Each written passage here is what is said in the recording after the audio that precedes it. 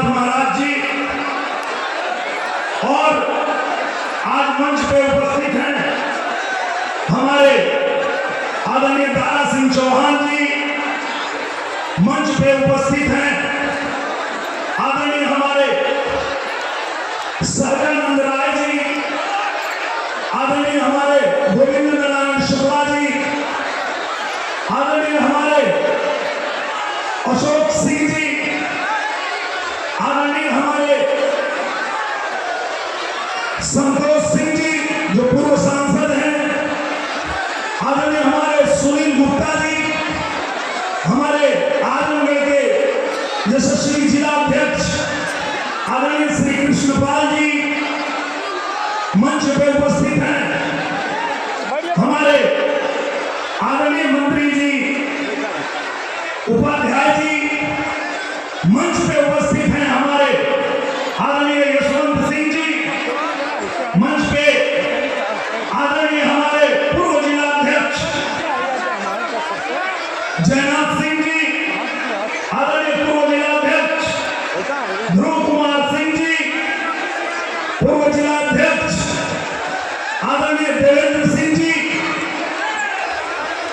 आदरणीय हमारे अखिलेश मिश्रा गुड्डू भैया जो पूर्व प्रत्याशी रहे हैं, आदरणीय हमारे सत्येंद्र राय जी, आदरणीय वंदना सिंह जी, आदरणीय मंजू सरोज जी और मंच पे उपस्थित हैं भोजपुरी फिल्म अभिनेत्री आम्रपाली दुबे जी और यहाँ उपस्थित आप सभी बड़े बुजुर्ग नौजवान साथी, माताएं और बहनें। आज जब मंच पे हमारे बीच में हमारे यशस्वी मुख्यमंत्री जी हैं, तो आज ज्यादा कुछ नहीं कहकर मैं सिर्फ आज धन्यवाद देना चाहता हूं। मैं पूज्य महाराज जी को इस बात के लिए धन्यवाद देना चाहता हूं, पूज्य जी महाराज जी ने आजमगढ़ से मुझे भेजा था, तो उन्होंने कहा था कि आप एक कलाकार हो और आप आजमगढ़ में रह के अपनी फिल्में बनाना और आजमगढ़ के लोग जो भी मांग रखें वो पत्र बना के मुझे भेजना और आजमगढ़ का एक भी काम नहीं रुकेगा। पूज्य महाराज जी ने वो करके दिखाया, पूरे आजमगढ़ को आपने चमका दिया, इसके लिए मैं आपको बहुत धन्यवाद देना चाहता हूं। एक बात और मैं बताना चाहता हूं, समाजवादी पार्टी और भारतीय जनता पार्टी में अंतर क्या है।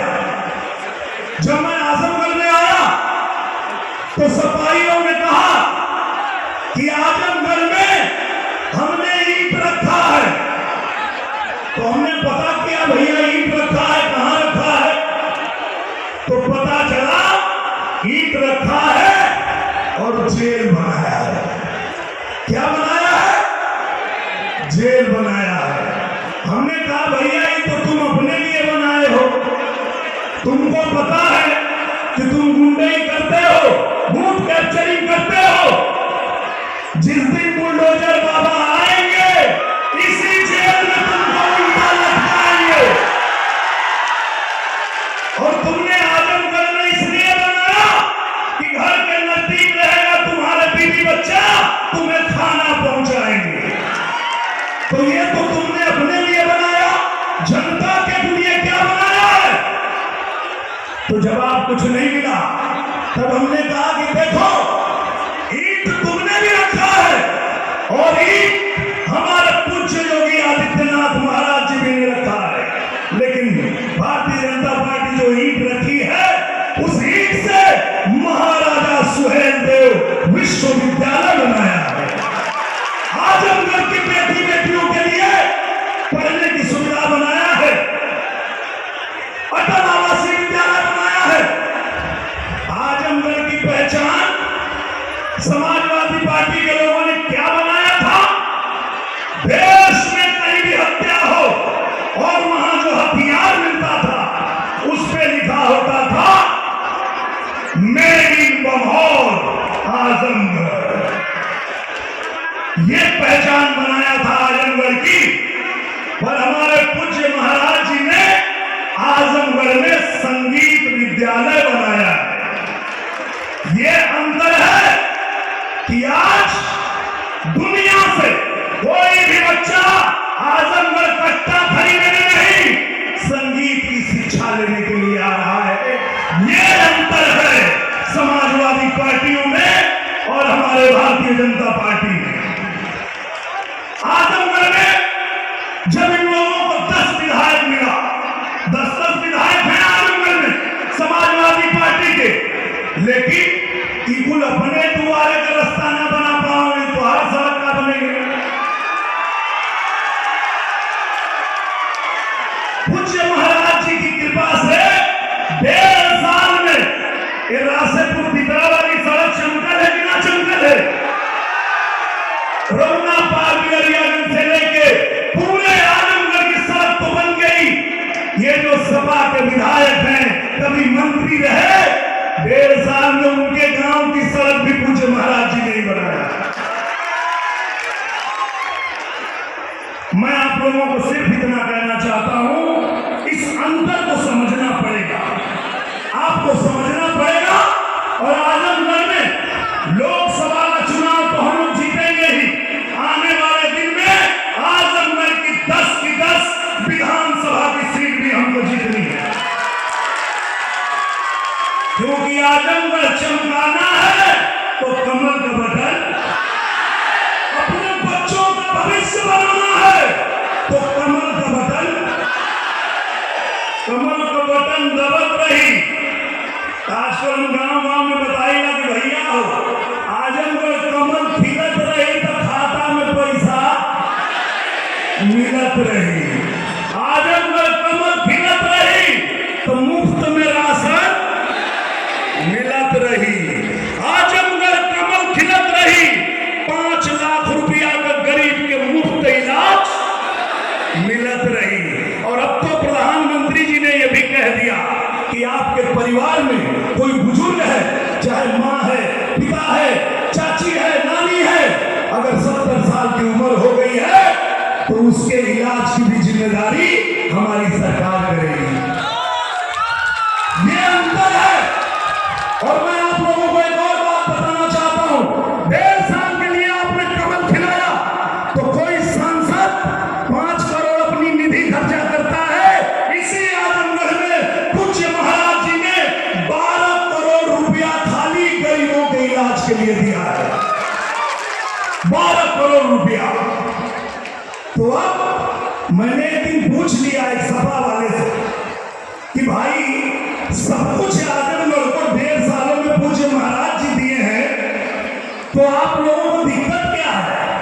तो उसने कहा क्या करें, हमारे खून में सपा घुस गया है। तो हम कहे काम करो, अपना ब्लड टेस्ट कराओ, खून की जांच कराओ, ये तुम्हारे खून में जो सपा घुसा है ये जहर है, इस जहर को निकाल दो। और अगर अखिलेश यादव पूछे कि भैया ये सपा को खून में से क्यों निकाल रहे हो, तो उनको बताना कि अखिलेश भैया आपने तो हमारा मान ले लिया, सम्मान ले लिया, स्वाभिमान ले लिया। और उस दिन कृष्ण भगवान भी खून के आंसू रोए होंगे जिस दिन आपने चंद वोटों के लिए अयोध्या में राम भक्तों की जान ले लिया। इसलिए इस जहर को निकालना जरूरी है। और मैं आप लोगों को सिर्फ एक और बात कह के अपनी बात को समाप्त करता हूं कि आजकल जब हम लोग गांव-गांव जा रहे हैं तो गांव-गांव में लोग वही गाना गुनगुना रहे हैं कि अखिलेश हुए फरार, भैया अखिलेश हुए फरार, निरहुआ निरहुआ निरहुआ डटल रहे। अब भौजी आवे चाहे भैया, भैया जब गजन के लड़ैया, आरो होई चाहे पार, फैसला अटल रहे। अखिलेश हुए फरार, निरहुआ डटल रहे।